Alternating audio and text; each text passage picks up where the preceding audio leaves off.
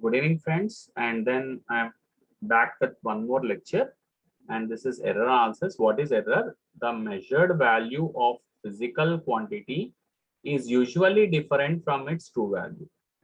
The result of every measurement by any measuring instrument is an approximate number which contains some uncertainty. This uncertainty is called error. Okay. Every calculated quantity which is based on measured values also have an error. So that is a basic first idea about the errors. Okay, it's something like what is error basically? Error is something like true value minus the calculated value. So we'll approximate something true value minus calculated value, that's called an error. So what is supposed to be true value and what is the approximation we had? And true value minus approximate value, that generates something called error. And that also error also depends upon the least count of the instrument. Now the next one. So what are the various cause of measurement of errors? Various cause of errors in the measurement. What is the reason the errors will cause? Error. What is the reason why the errors will occur? So least count error, that is the first one. The least count error is the error associated with the resolution of the instrument. Resolution of the instrument means, suppose you have a scale. The scale will contain some millimeter divisions. Okay, you have the divisions at the level of millimeters. Okay, so that is that your capability lies in the measurement up to the millimeter level. Okay, that is what the scale does. And now least count may not be sufficiently small. Okay, that is may not be sufficiently small. That is another problem. The maximum possible error is equal to the least count. This is very important, very important point. Maximum possible error.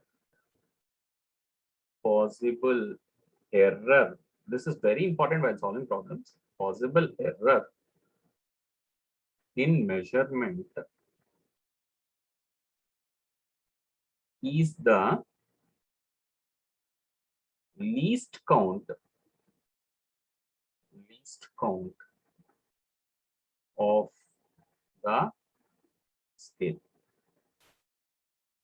Least count of the instrument, you can say. Least count of the instrument.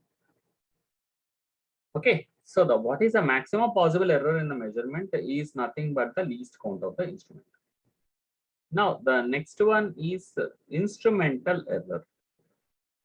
What is instrumental error? This is due to the faulty calibration or change of conditions. Example, thermal expansion of the measuring scale. So what is this happens? If you take a scale, metal scale especially, metal scale, and when you are taking a measurement in summer, consider when you're taking any measurement in summer, the metal scale would have expanded a little bit because of the rise in the temperature in summer. So because of the expansion of the scale, there will be definitely there will be a gap between this measuring ticks are there, no? So there will be a gap can be generated because of the expansion of the scale. Because of the gap generation, your scale will give some error. So that is also called an instrumental error. Okay, an instrument may also have zero error.